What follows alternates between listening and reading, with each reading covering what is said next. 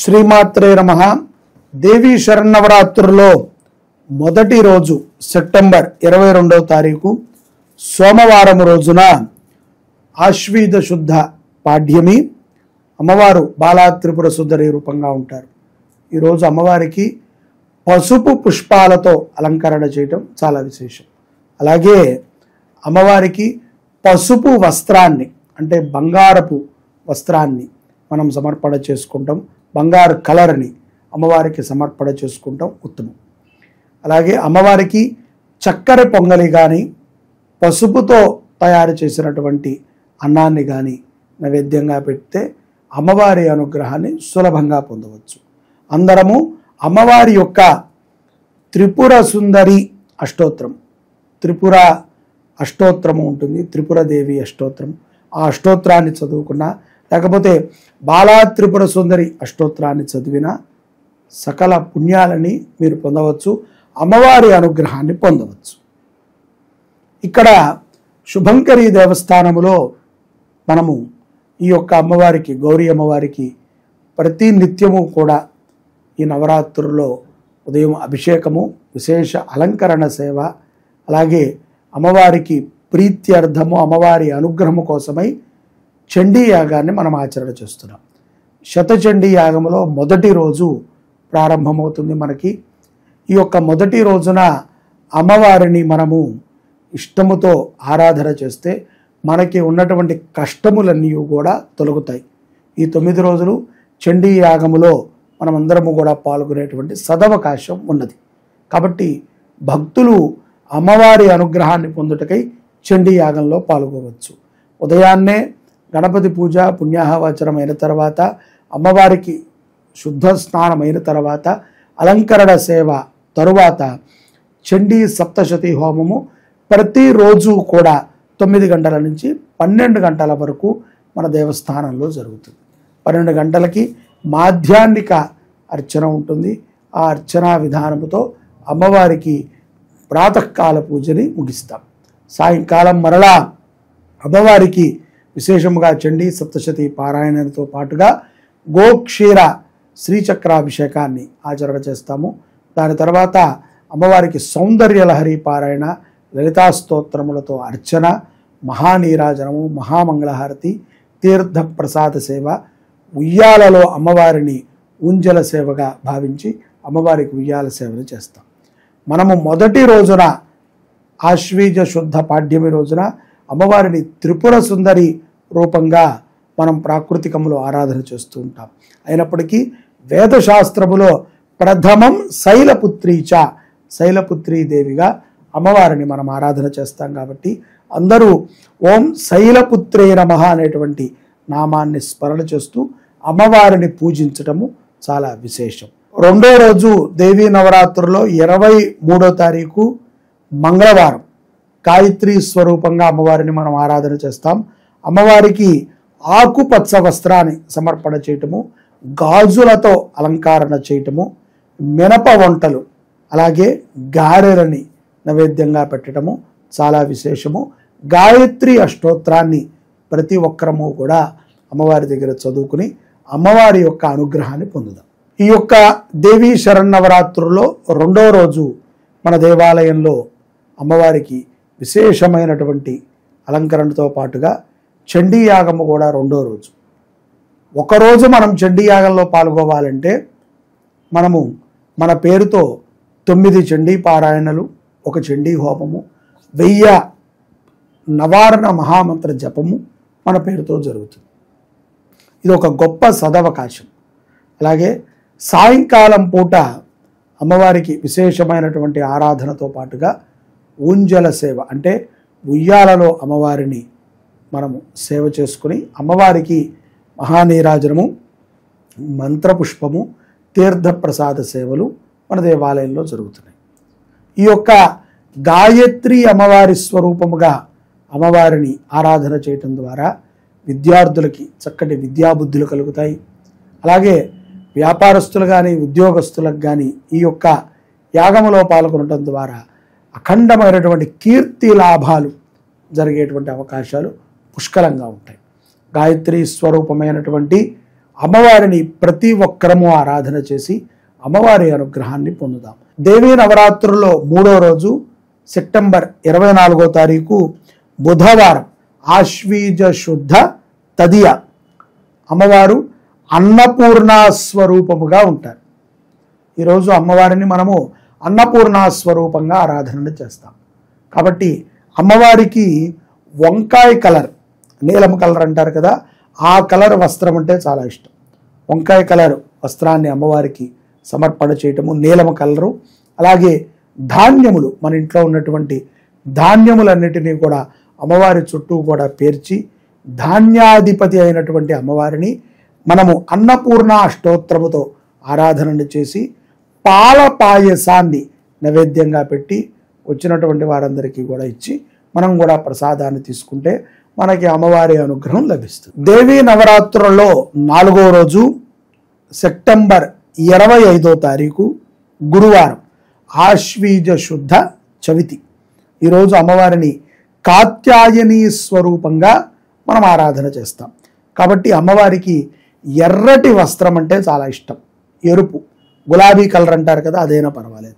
ఎరుపు వస్త్రాన్ని అమ్మవారికి సమర్పణ చేయటము, గులాబీ పూలతో అమ్మవారిని ఆరాధన చేయటము, వచ్చినటువంటి ముత్తైదులందరికీ గులాబీ పూలని పంచిపెట్టడం ద్వారా శుభ ఫలితాలని పొందుతాం. అమ్మవారికి ఏదైనా తీపి పదార్థము, కొంచెము తీపి కొంచెము పులుపు ఉన్నటువంటి పదార్థాన్ని, అంటే బెల్లముతో చేసినటువంటి పదార్థాలంటే అమ్మవారికి చాలా ఇష్టం. కాబట్టి బెల్లం పరవాణం, అది కొంచెం పుల్లగా ఉంటుంది కదా బెల్లము, ఆ యొక్క బెల్ల పరవాణాన్ని అమ్మవారికి నైవేద్యంగా పెడితే అమ్మవారి అనుగ్రహాన్ని మనం పొందవచ్చు. అలాగే కాత్యాయని అష్టోత్తరం మనకి దొరుకుతుంది. అష్టోత్తరాన్ని చదువుకుని అమ్మవారిని పూజించడం ద్వారా శుభ ఫలితాలని మనం పొందుతాం. దేవీ నవరాత్రుల్లో 5వ రోజు సెప్టెంబర్ 26వ తారీఖు శుక్రవారము. ఈరోజు ఆశ్వీజ శుద్ధ చవితి. మనము అమ్మవారిని లక్ష్మీప్రదముగా ఆరాధన చేస్తాం. ఇక్కడ అమ్మవారికి ఆరెంజ్ కలర్ వస్త్రం అంటే చాలా ఇష్టం. కాబట్టి ఆరెంజ్ కలర్ వస్త్రాన్ని అమ్మవారికి సమర్పణ చేయటము, అలాగే మన ఇంట్లో ఉన్నటువంటి లక్ష్మీప్రదమైనటువంటి ధనముని అమ్మవారి దగ్గర పెట్టి పూజించటము, లక్ష్మీ అష్టోత్తరాన్ని చదవటము, అమ్మవారికి పులిహార, చింతపండు పులిహార చేసినా లేకపోతే నిమ్మకాయ పులిహార చేసినా పులుపు పదార్థాన్ని అమ్మవారికి నైవేద్యంగా పెట్టడము, దానితో పాటుగా పాలని నైవేద్యంగా పెట్టడము చాలా విశేషం. ఇది గనక మనం ఆచరణ చేసుకున్నట్లయితే అప్రాప్త లక్ష్మి ప్రాప్తి చెందుతుంది. దేవీ నవరాత్రుల్లో 6వ రోజు అమ్మవారు లలితా త్రిపుర సుందరిగా మనకు దర్శనమిస్తున్నారు. సెప్టెంబర్ 27 శనివారం ఆశ్వీజ శుద్ధ పంచమి. దీన్నే లలితా పంచమి అంటారు. ఈ రోజున అమ్మవారికి బ్లూ కలర్ వస్త్రాన్ని సమర్పణ చేయటము, అలాగే అమ్మవారికి కమల పుష్పములతో అలంకరణ చేయటము, కమల పుష్పాలని పెట్టి అమ్మవారి దగ్గర అర్చించడము చాలా విశేషము. ఇక్కడ అమ్మవారికి దధ్యాన్నము అంటే గనక మనకి పెరుగుతో చేసినటువంటి అన్నాన్ని కానీ, కట్టె పొంగలి పెసరపప్పుతో చేసినటువంటి అన్నాన్ని కానీ, ఈ రెండిటిని మనం తయారు చేసుకుని అమ్మవారికి నైవేద్యంగా పెట్టి వచ్చినటువంటి వారందరికీ కూడా ఇచ్చి త్రిపుర సుందరి, లలితా త్రిపుర సుందరి అష్టోత్తరాన్ని మనము పూజ చేసుకుని వచ్చినటువంటి వారందరికీ కూడా తీర్థప్రసాదాలను ఇచ్చుకుంటం ద్వారా శుభ ఫలితాలని, లలితా అమ్మవారి అనుగ్రహాన్ని మనం పొందగలుగుతాం. దేవీ నవరాత్రుల్లో 7వ రోజు మహాచండీ దేవిగా అమ్మవారు దర్శనమిస్తారు. ఈరోజు సెప్టెంబర్ 28 ఆదివారము ఆశ్వీజ శుద్ధ షష్ఠి. ఈరోజు అమ్మవారికి బ్రౌన్ కలర్, కాఫీ కలర్ అంటారు కదా, అటువంటి దాంట్లో లైట్ కలర్ని అమ్మవారికి వస్త్ర సమర్పణ చేయటము, నిమ్మకాయలతో అలంకరణ చేయటము, నిమ్మకాయలతో అమ్మవారికి మాల వేయటము చాలా శుభ ఫలితాలను ఇస్తుంది చండీ అమ్మవారు కాబట్టి. అలాగే అమ్మవారికి గారెలని నైవేద్యంగా పెట్టడము, పులగం అంటాము కదా, బెల్లము వేసి పెసరపప్పు వేసి మనము చేసేటువంటి పులగ అన్నాన్ని అమ్మవారికి నైవేద్యం పెట్టడము, పండ్లుల్లో అరటి పండుని ముఖ్యంగా చండీ అమ్మవారికి నైవేద్యంగా పెట్టడం ద్వారా శుభ ఫలితాలని పొందుతాము. చండీ అష్టోత్తరాన్ని దుర్గా స్తోత్రాన్ని మనం చదువుకుని అమ్మవారిని ప్రార్థించడం ద్వారా సత్ఫలితాలు మనకు లభిస్తాయి. దేవీ నవరాత్రులలో 8వ రోజు సెప్టెంబర్ 29వ తారీఖు సోమవారము, ఆశ్వీజ శుద్ధ సప్తమి, మూలా నక్షత్రం. మహాసరస్వతి స్వరూపంగా అమ్మవారు మనల్ని అనుగ్రహిస్తారు.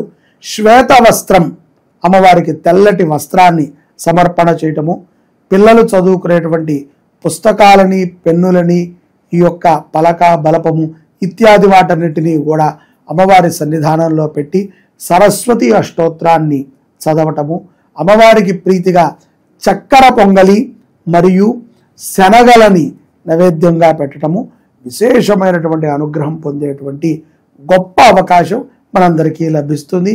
అమ్మ దయ ఉంటే సకల విద్యలు కూడా మనకి సంప్రాప్తిస్తాయి. దేవీ నవరాత్రుల్లో 9వ రోజు సెప్టెంబర్ 30వ తారీఖు మంగళవారము శ్రీ దుర్గాదేవిగా అమ్మవారు దర్శనమిస్తున్నారు. ఆశ్వీజ శుద్ధ అష్టమి.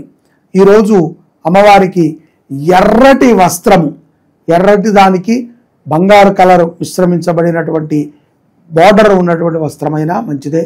ఎర్రటి వస్త్రము అమ్మవారికి మనము సమర్పణ చేయటము ద్వారా చాలా శుభ ఫలితాలని పొందుతాము. అలాగే కాయకూరలతో అమ్మవారికి శాకాంబరిగా భావించి మనం అలంకారం చేయటం ద్వారా అమ్మవారి అనుగ్రహాన్ని ఇట్లే పొందగలుగుతాం. ఈరోజు కదంబం అమ్మవారికి నైవేద్యం పెట్టాలి. సాంబార్ అన్నం అంటాం కదా, అటువంటి పదార్థాన్ని చేసుకుని అమ్మవారికి నైవేద్యం పెట్టి, ముఖ్యంగా అమ్మవారికి దుర్గా అష్టోత్తరముతో పూజను చేసి ధూపాన్ని ఎక్కువగా వేయాలి. దుర్గాదేవి కాబట్టి ధూపాన్ని ఎక్కువగా సమర్పణ చేసి మనము ఈ యొక్క క్రతువుని మనం చేసుకున్నట్లయితే దుర్గాదేవి అనుగ్రహాన్ని మనం పొందగలుగుతాం. దేవీ నవరాత్రుల్లో 10వ రోజు మనము అక్టోబర్ 1 ఆశ్వీజ శుద్ధ నవమి. ఈరోజు అమ్మవారిని మహిషాసుర మర్ధని స్వరూపంగా మనం దర్శనం చేసుకుంటాము. అలాగే అమ్మవారికి కొంత నలుపు రంగు వస్త్రాన్ని మనము సమర్పణ చేయటము, అలాగే ఆయుధములతో మనలో ఉన్నటువంటి రాగద్వేషములతో కూడుకున్నటువంటి మనసుని మనం పూర్తిగా అమ్మవారికి ఇచ్చేయాలి. పూర్తిగా అమ్మవారికి ఇచ్చి అమ్మవారి దగ్గర ఆవు నేతితో దీపారాధనని కానీ, నువ్వుల నూనెతో కానీ దీపారాధనని చేసుకుని ఈరోజు అమ్మవారికి తెల్లటి అన్నాన్ని పాలతో మనం మిశ్రమించి, పాలన్నం అంటారు, దాన్ని నైవేద్యంగా పెట్టడము, కాళీ అష్టోత్రాన్ని మనము చదువుకుంటము ద్వారా అమ్మవారి యొక్క అనుగ్రహాన్ని మనము పొంది మనలో ఉండేటువంటి అజ్ఞానములన్నీ కూడా తొలగుతాయి. ముఖ్యంగా అమ్మవారికి మహాకాళి స్వరూపమైనటువంటి మహిషాసుర మర్ధిని అమ్మవారికి 10వ రోజున పాలుని నైవేద్యంగా పెట్టి పాలు పంచినట్లయితే శుభ ఫలితాలని మనం పొందగలుగుతాం. దేవీ నవరాత్రుల్లో 11వ రోజు అక్టోబర్ 2వ తారీఖు గురువారం ఆశ్వీజ శుద్ధ దశమి. ఈరోజు అమ్మవారు రాజరాజేశ్వరి స్వరూపంగా మనందరినీ కూడా అనుగ్రహించనున్నారు. చిత్రవర్ణము అంటే 2-3 రకములుగా కలర్లు మిశ్రమించినటువంటి వస్త్రాన్ని అమ్మవారికి సమర్పణ చేయటము, సుగంధ పుష్పములతో అమ్మవారిని అలంకరణ చేయటము, ముఖ్యంగా పసుపు కొమ్ములతో అమ్మవారికి అష్టోత్తర పూజ చేసినట్లయితే అమ్మవారి అనుగ్రహాన్ని మనం ఇట్లే పొందగలుగుతాము. మహానైవేద్యము కంపల్సరీ ఈరోజు మనం పెట్టాలి. భక్షభోజ్యములతో తయారు చేసుకుని తినేటువంటి పదార్థములన్నిటినీ కూడా అమ్మవారికి నైవేద్యం పెట్టడము, పులిహార, పూర్ణంబూరులు ఇవన్నీ కూడా మహానైవేద్యంగా భావించి అమ్మవారికి పెట్టడము, మధుర పదార్థాలు, పంచఫలాలు 5 రకములైనటువంటి పండ్లని నైవేద్యంగా పెట్టి మొత్తైదువుకి భోజనాన్ని పెట్టుకుని తర్వాత మనం తిన్నట్లయితే అమ్మదయ మనమందరము కూడా పొందవచ్చు. అలాగే శుభంకరి దేవస్థానంలో ఈరోజు మహాపూర్ణాహుతి, శతచండీ యాగం పూర్ణాహుతి ఉంటుంది. యాగము ఈ రోజుతో సమాప్తి అవుతుంది.